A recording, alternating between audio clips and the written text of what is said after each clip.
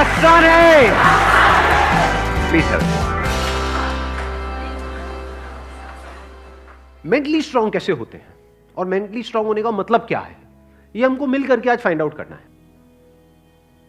पहले ये देखना है कि फिजिकली स्ट्रांग होने का मतलब क्या। सर फिजिकली स्ट्रांग को कह सकते हैं कि जिसके पास स्ट्रेंथ, स्टैमिना और एंड्योरेंस तीनों हो तो उसे फिजिकली फिट कह। Excellent point, let's give big hand for him.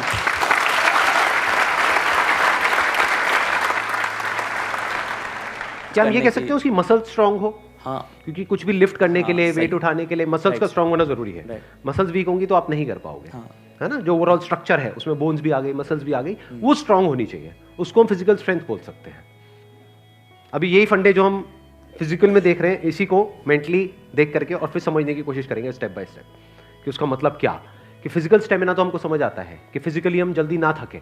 कोई बंदा है उसने थोड़ा बहुत काम किया एकदम से थक गया तो इसका मतलब फिजिकली स्ट्रांग नहीं है।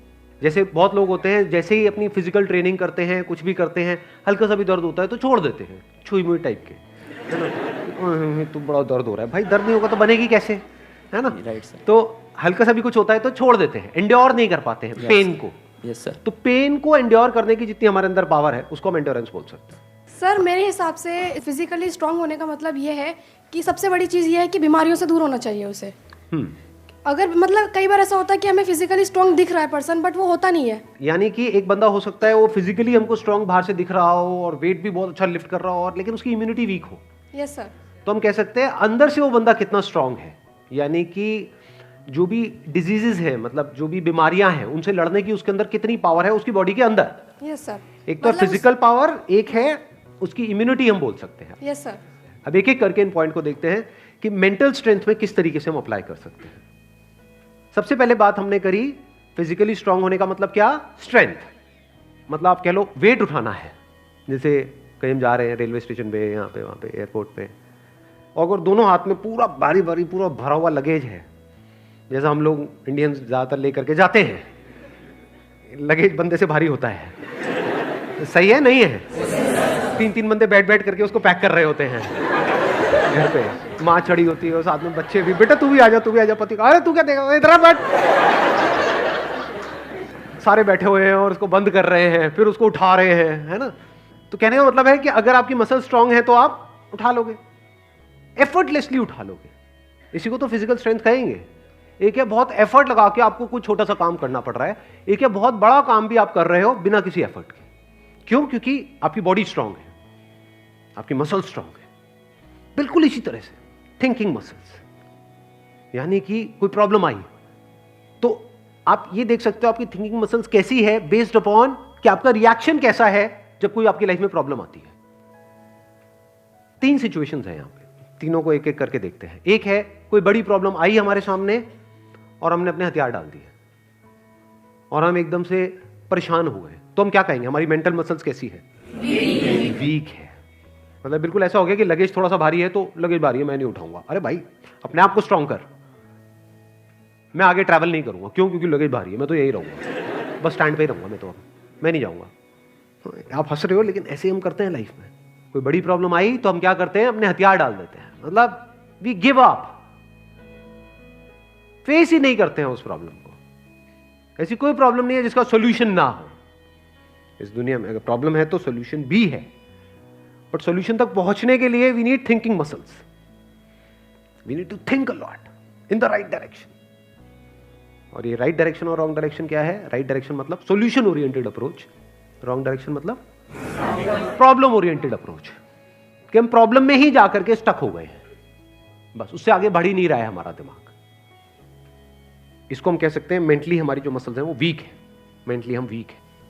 दूसरा सिनेरियो क्या है, कोई प्रॉब्लम आई, उससे हम लड़े और लड़ने के बाद में बहुत एफर्ट लगाया, बहुत दिमाग लगाया, बहुत मेहनत करी, लड़े और जीत गए, मतलब उस प्रॉब्लम का हमने सॉल्यूशन निकाल लिया। क्या हम कह सकते हैं कि आप मेंटली बहुत स्ट्रांग हो? नहीं, नो। व्हाई? एग्जैक्टली, बिकॉज आपको बहुत एफर्ट लगाना पड़ रहा है। समझ गए ना?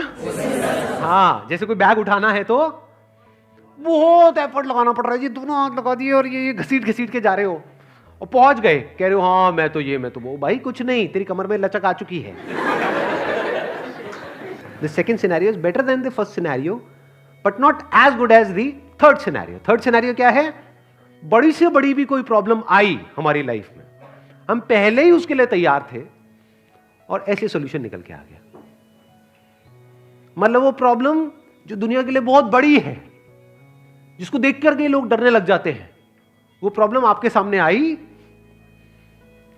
ऐसे सॉल्यूशन निकल गया, एफर्टलेसली काम हो गया। यानी एक बैग आपके पास में है 50 किलो का, ऐसे उठा लिया हल्के में। मतलब लोगों को देखने में लग रहा है कि अरे बैग तो बहुत हल्का है। बैग हल्का नहीं है, उस बंदे में दम है। तो कैसे लाइफ की मुश्किल से मुश्किल प्रॉब्लम्स को भी आप आसान से आसान बना सकते हो? कितना आसान बना सकते हो कि ऐसा लगे अरे इस बंदे को तो कोई एफर्ट ही नहीं करना पड़ रहा है। उसी को तो कहेंगे मेंटल स्ट्रेंथ, मेंटली स्ट्रांग होना। इसको अगर मैं समअप करूं, जो भी अभी तक मैंने कहा है उसको एक लाइन के अंदर अंदर, तो वो क्या है? एक कैटेगरी होती है लोगों की जो सिंपल से सिंपल प्रॉब्लम्स को भी कॉम्प्लिकेटेड बना देते हैं अपने माइंड में। 99% लोग ऐसे ही हैं इस दुनिया में। सिंपल सी प्रॉब्लम है, कुछ भी नहीं, उसको भी इतना कॉम्प्लिकेटेड किया हुआ है जैसे पता नहीं क्या हो गया, हवा बना दिया है पूरा का पूरा। और दूसरी कैटेगरी होती है लोगों की, ऐसे बहुत कम लोग होते हैं, वही होते हैं जिन्होंने एक्चुअल में काम किया होता है अपनी मेंटल मसल्स के ऊपर। वो कौन होते हैं? जो कॉम्प्लिकेटेड से कॉम्प्लिकेटेड प्रॉब्लम्स होती हैं उनके सामने, जिसको देख करके ही बंदा कहे अरे यार ये तो बहुत कॉम्प्लिकेटेड है, उसको भी सिंपल बना देते हैं। जैसे फॉर एग्जांपल आपकी कोई रिलेशनशिप है किसी के साथ में और वहां पे बहुत क्लैशेस चल रहे हैं, बहुत मेजर कुछ इश्यूज हो रहे हैं। एक तो ये आपस में हम लड़ते मरते रहे कुत्ते बिल्ली की तरह, जैसे ज्यादातर घरों में होता है। उसका कोई सोल्यूशन निकल पाएगा कभी भी? नहीं। तो हमें क्या करना होगा? समझना होगा इस रिलेशनशिप में प्रॉब्लम है क्या। अज्यूम नहीं करना है पहले से कि प्रॉब्लम उसमें है या प्रॉब्लम मुझ में ही है। ये भी एक विक्टिम मेंटालिटी होती है, मेरे में ही कमी है, वो तो सब सही है बस मेरे में ही कमी है जी। ये भी बड़ी गंदी मेंटालिटी होती है, विक्टिम मेंटालिटी। या फिर तुझ में प्रॉब्लम है, मैं सही हूं तू गलत है। तो पर्सन को ना देखा जाए कि वो या वो, प्रॉब्लम को समझा जाए। प्रॉब्लम एग्जैक्टली क्या हो रही है रिलेशनशिप, वो जो क्लैश हो रही है उसकी जड़ क्या है, उसका कॉज क्या है। अगर वो हमको समझ आ जाता है बारीकी से, तो क्या वो प्रॉब्लम जड़ से ठीक नहीं हो जाती? और अगर हम उसको ना समझे और ऊपर ऊपर से ठीक करने की कोशिश करें, क्या वो कभी भी ठीक हो सकती है? कोई भी मिल करके क्या उसको ठीक करवा सकता है उस प्रॉब्लम को? जैसे दो लोगों के बीच में प्रॉब्लम हो रही है, कोई तीसरा आ जाए उनके बीच में मीडिएटर बन करके, मैं सॉल्व करवा दूंगा तुम्हारी प्रॉब्लम, तो कुछ देर के लिए तो समझौता करा सकता है, लेकिन अगर परमानेंट उसका सोल्यूशन चाहिए तो वो कैसे होगा? या तो दोनों को या दोनों में से किसी एक को बारीकी से समझना होगा नेचर ऑफ प्रॉब्लम क्या है। And that could be very simple. समझ गए? मतलब लगता क्या है, ये स्पेशली जो रिलेशनशिप्स की जो प्रॉब्लम्स होती है वो बहुत ही कॉम्प्लिकेटेड होती है, एक्सट्रीमली कॉम्प्लिकेटेड।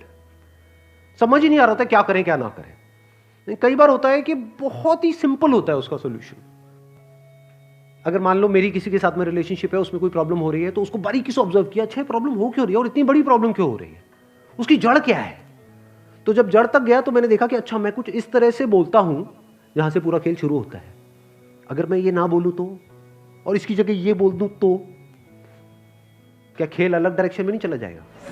दोनों का अंडरस्टैंडिंग होना बहुत जरूरी है। आप कह रहे हो दोनों की अंडरस्टैंडिंग होना बहुत जरूरी है। हाँ जी सर। ध्यान से समझना, अब ये प्रॉब्लम ओरिएंटेड अप्रोच है, सॉल्यूशन ओरिएंटेड अप्रोच है।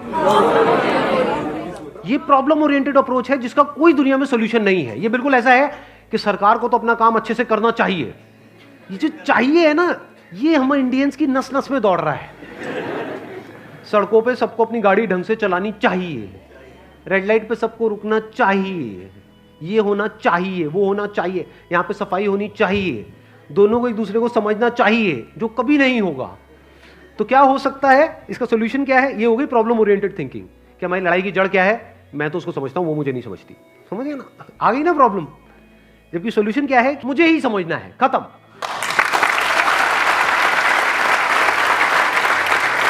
Thank you so much for coming.